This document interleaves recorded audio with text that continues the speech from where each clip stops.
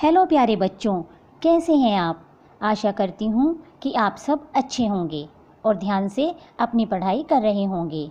प्यारे बच्चों, मेरा नाम उषा राठौर है और मैं राष्ट्रीय विद्यापीठ हाई स्कूल छुटमलपुर में बच्चों को हिंदी विषय पढ़ाती हूँ। मेरा यह चैनल बनाने का उद्देश्य यह है कि मैं बच्चों से किसी न किसी रूप में जुड़े रहना चाहती हूँ। 28 वर्ष के अपने अध्यापन कैरियर में मुझे बच्चों से अपार और अगाध प्रेम मिला है। इसी प्रेम को मैं अपने जीवन की जमा पूंजी मानती हूँ और ईश्वर से यही प्रार्थना करती हूँ कि मुझे बच्चों से इसी प्रकार स्नेह मिलता रहे। प्यारे बच्चों, चूँकि मैं हिंदी की अध्यापिका हूँ, इसलिए हिंदी विषय से मेरा प्रेम होना स्वाभाविक ही है। इसलिए मैंने अपने चैनल का नाम कान्हा जी हिंदी क्लासेस रखा है। इस चैनल पर मैं हिंदी विषय से संबंधित वीडियो डालती रहूँगी। आप सब चैनल को सब्सक्राइब करके बेल बटन को दबा लें ताकि आने वाली वीडियो का नोटिफिकेशन सबसे पहले आपको मिले। प्यारे बच्चों, आज मैं कक्षा 8 के बच्चों के लिए व्याकरण का पहला पाठ पढ़ा रही हूँ। पाठ का नाम है भाषा और व्याकरण। पाठ 1, भाषा और व्याकरण। भाषा, भाषा की उत्पत्ति एवं अर्थ। भाषा शब्द भाष धातु से निर्मित है, जिसका शाब्दिक अर्थ है वाणी या बोलना।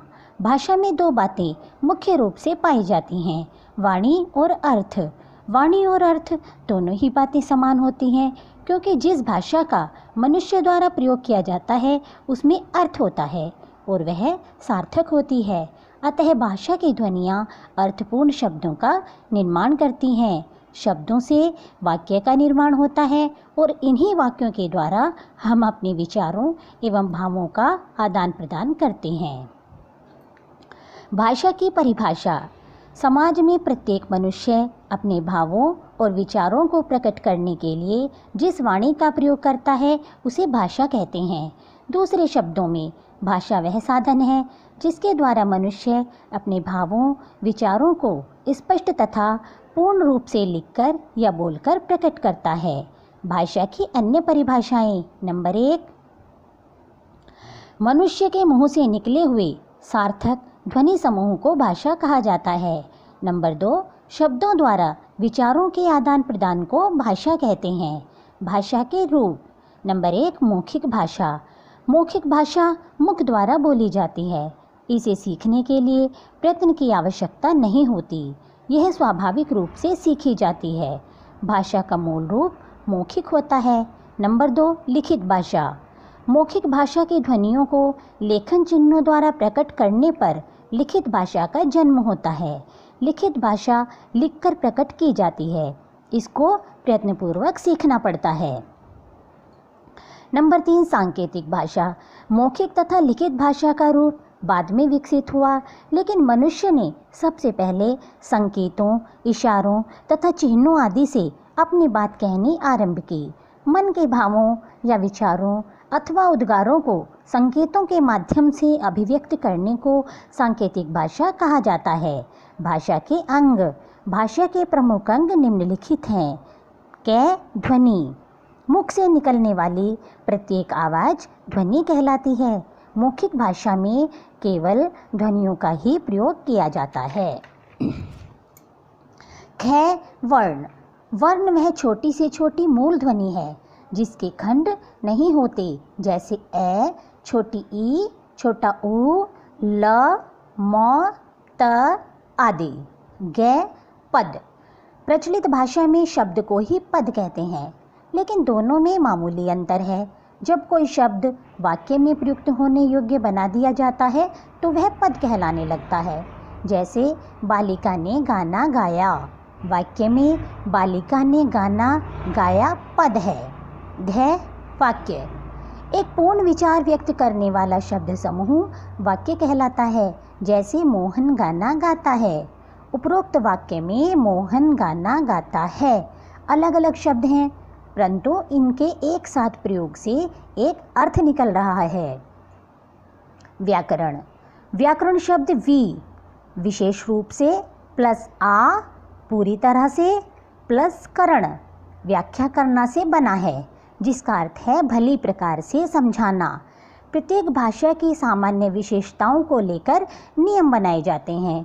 इन नियमों की जानकारी देने वाले शास्त्र को ही व्याकरण कहते हैं। व्याकरण भाषा को नियमित और व्यवस्थित रखता है। व्याकरण भाषा की प्रकृति का विश्लेषण करके उसकी रचना को खोलकर बताता है। व्याकरण के प्रयोग से भाषा का ठीक ढंग से प्रयोग करना आ जाता है तथा भाषा के आधारभूत नियमों की जानकारी मिलती है। व्याकरण भाषा को शुद्ध तथा परिमार्जित बना देता है।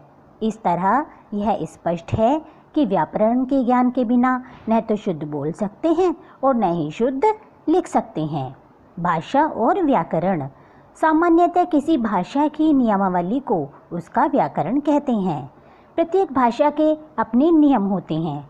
उसकी ध्वनियाँ, शब्द, पद, वाक्य रचना के नियम भी अलग होते हैं। किसी भाषा के सब नियमों को एकत्र करना, उन्हें पाठकों को समझाना तथा भाषा का मानक रूप स्थापित करना व्याकरण का कार्य है। व्याकरण के विभाग। नंबर 1, वर्ण विचार। इसके अंतर्गत वर्णों के आकार, उच्चारण, वर्गीकरण, उनके संयोग और संधि आदि के नियमों पर विचार किया जाता है। नंबर 2, शब्द विचार। व्याकरण के इस विभाग में शब्दों के भेद, व्युत्पत्ति और रचना आदि से संबंधित नियमों की जानकारी प्राप्त होती है। नंबर 3, पद विचार। इसके अंतर्गत संज्ञा, सर्वनाम आदि पदों के स्वरूप तथा प्रयोग का विचार किया जाता है। नंबर 4, वाक्य विचार। व्याकरण के इस विभाग के अंतर्गत वाक्यों के भेद, उनके संबंध, वाक्य विश्लेषण, संश्लेषण, विराम चिन्हों आदि के बारे में विचार किया जाता है। बोली। बोली और भाषा में अंतर होता है। भाषा का क्षेत्र व्यापक होता है। भाषा में लिखित तथा मौखिक दोनों रूप होते हैं। बोली भाषा का ऐसा रूप है जो किसी छोटे क्षेत्र में बोला जाता है। बोली में साहित्य रचना नहीं होती। यह भाषा का केवल बोलचाल का रूप है। जब बोली इतनी विकसित हो जाती है कि वह किसी लिपि में लिखी जाने लगे और उसमें साहित्य रचना होने लगे तथा उसका क्षेत्र भी विकसित हो जाए, तब वह भाषा का रूप ले लेती है। बोलियों के लिए हम उदाहरण स्वरूप हरियाणवी, बुंदेली, कन्नौजी, छत्तीसगढ़ी, राजस्थानी, भोजपुरी, मैथिली आदि को ले सकते हैं। उपभाषा एक प्रांत अथवा उपप्रांत की बोलचाल तथा साहित्यिक रचना की भाषा उपभाषा कहलाती है। बोली की अपेक्षा उपभाषा का क्षेत्र ज़्यादा व्यापक होता है। एक उपभाषा में कई बोलियां बोली जाती हैं। खड़ी बोली, अवधी, ब्रजभाषा, गढ़वाली, भोजपुरी आदि उपभाषा के अंतर्गत कई बोलियां होती हैं। लिपि मौखिक अथवा कथित भाषा में ध्वनियाँ होती हैं। लिखित भाषा में इन ध्वनियों को विशेष चित्रों, आकारों अथवा वर्गों द्वारा दर्शाया जाता है। भाषा को लिखने का तरीका लिपि कहलाता है। हिंदी भाषा की लिपि देवनागरी है। अंग्रेजी रोमन लिपि में और उर्दू, पर्शियन, फारसी लिपि में लिखी जाती है। लिखित भाषा में प्रत्येक ध्वनि के प्रति कोई न कोई चिन्ह होता है। जैसा कि ऊपर बताया जा चुका है कि हिंदी तथा संस्कृत जिस लिपि में लिखी जाती हैं उसे देवनागरी लिपि नाम दिया गया है। देवनागरी लिपि का विकास ब्राह्मी लिपि, प्राचीन लिपि से हुआ है। भाषा और लिपि में अंतर। भाषा बोलकर या लिखकर अपनी बात कहने का साधन है, जबकि लिपि हमारे भावों को लिखने का एक साधन है। हिंदी भाषा का विकास अपभ्रंश से हुआ। उस समय अपभ्रंश के अनेक रूप प्रचलित थे। उनमें से प्रमुख रूप थे शौरसेनी, मगधी और महाराष्ट्री। हिंदी का विकास। हिंदी भाषा का जो रूप आज बोला व लिखा जाता है वह खड़ी बोली का विकसित रूप है।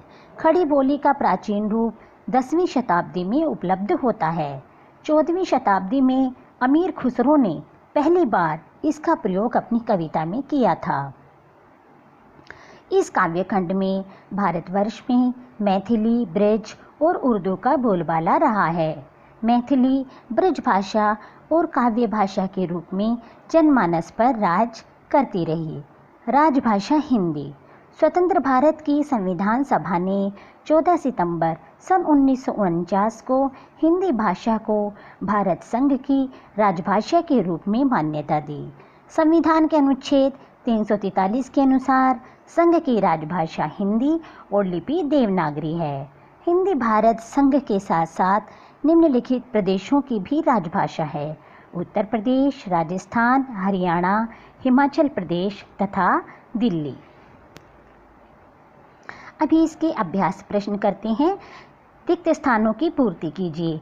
भाषा की रचना भाष धातु से हुई है। मौखिक भाषा मुख द्वारा बोली जाती है। सामान्यतः किसी भाषा की नियमावली को व्याकरण कहते हैं।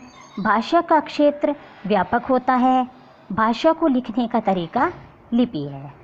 अच्छा बच्चों, अब आप इस पाठ को दोबारा से ध्यान से पढ़ना।